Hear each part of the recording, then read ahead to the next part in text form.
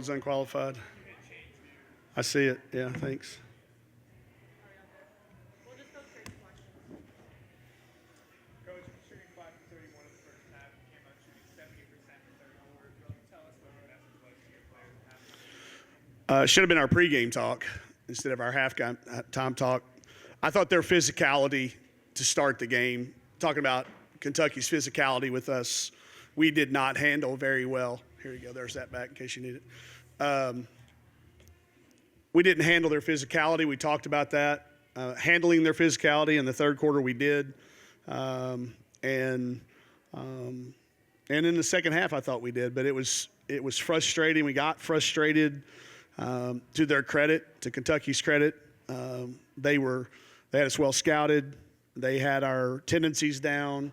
They took away our first and second options, and we started settling a little bit. And then in the second half, we did a better job of not doing that.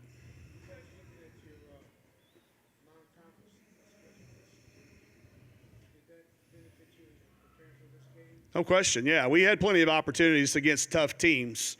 I'm not going to make any excuse. It was all Kentucky just being extra physical. I can give you some reasons. I can sit up here and tell you that we haven't had our guys practice team during the break. That would be an excuse.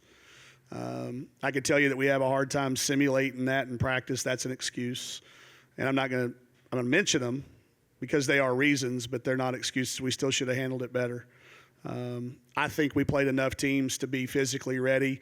I just think Kentucky amped it up. I really do. I think we got off to a good start, and I think their coaching staff got them together faster than I got ours together.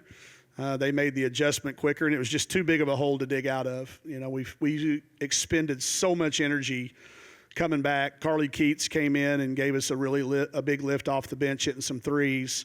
And I think we took the lead at some point. Y'all have to go back and look in the third quarter. I think we took a lead, and then immediately we don't get back in transition defense, and they lay one in on us. And that's demoralizing. But all credit to Kentucky for doing all that. We obviously, didn't get maximum minutes out of Merriam tonight because of foul trouble. Again, that's a credit to them for doing things to get her in that situation. We're a much better defensive team when she's in the game and not. I said before the game, y'all go back and check me and research it. I've been saying I think Petty's the most improved player in the SEC. I've watched it throughout the non-conference. I watch it very closely. I'm on the WBCA awards committee, so I watch individual play, and I've just been wowed by what she's done in the offseason and how their staff has gotten her focused, how they use her, how they play through her to see her 22. And then she just dominated. Saylor had to play 40 minutes. She had to guard out of position. She had to do a lot of things that we don't work on and she's never had to do. So, again, back to just Kentucky taking it to us. Coach, Samara Spencer was a big leader for you guys offensively tonight. How did she kind of ignite that offense in the second half? Yeah, the matchup was in her favor, and I thought she did a really good job exploiting it and being in attack mode in transition. She's a junior now, so she's in that spot where she wants to win.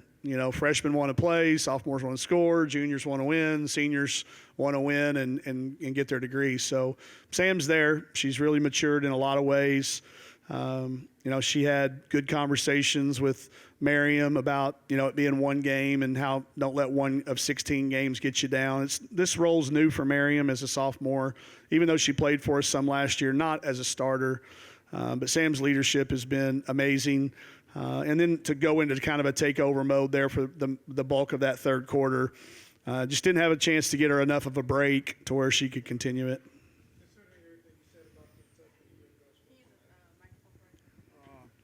What would your approach be to practice as you prepare for your next game? I'm sorry, I heard part of it when you were talking, Yeah. Then you got the microphone, I couldn't hear you. Sorry about that. That's all right, it's not your fault. Considering how you got what you said about Kentucky and how well your women played tonight, Yeah. what would your approach be to practice as you prepare for your next game? Yeah, that's the hard thing about this league is you expend all this energy tonight and you got a quick turnaround, and guess who we got on Sunday? We got Georgia, who's one of the more physical teams in the country and in our league. So it's going to be – you don't have a lot of time. It's all recovery.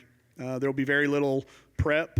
It'll be heavy in recovery, a lot of film work on Georgia. We got to flush this one. I told the kids You know, we can think about it on the plane ride home tonight, but as soon as our feet hit the ground back in Fayetteville, we've got to turn our focus to Georgia, learn from our lessons, and be ready. And I do think we handled it better in the second half. I think you look at that and know we're capable of doing it. I think we can, it's going to be a hard job for us as coaches to go find enough positives to have a really energetic, because you can't use a lot of energy tomorrow because you just expended a lot. But Georgia plays a little bit more zone.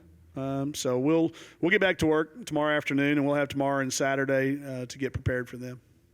Coach, you've got one of the best freshmen in the nation on your roster, a real contributor for this team.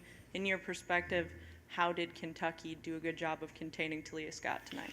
Well, I thought they had multiple bodies around her, really forced her to play, with a lack of space.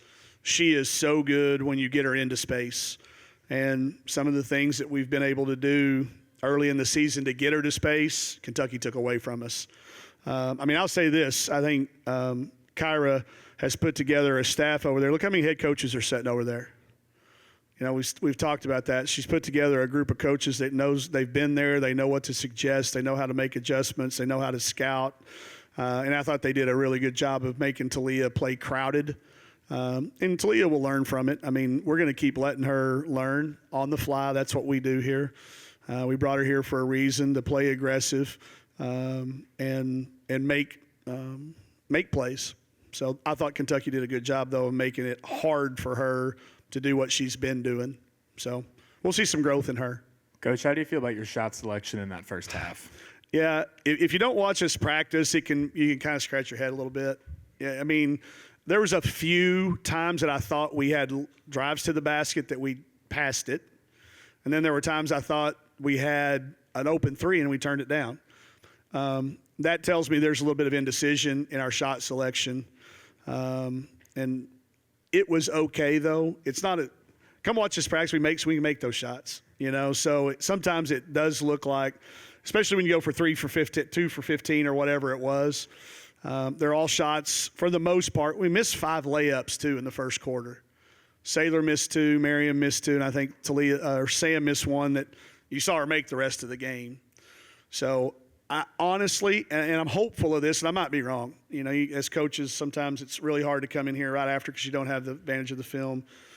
I hope that, it was a little bit of nerves. We do play a lot of freshmen. I do play 2 sophomores. I hope that it was a lot. Rupp Arena is a big deal. I know it's not their home court, but it's a huge home court advantage because our kids grow up hearing about Rupp. We came in, we took pictures, and, that's always worth a few points. So I thought the crowd got into it when they needed to. So I thought it was okay, but it could have probably been a little bit better. Oh, okay. Thank you all.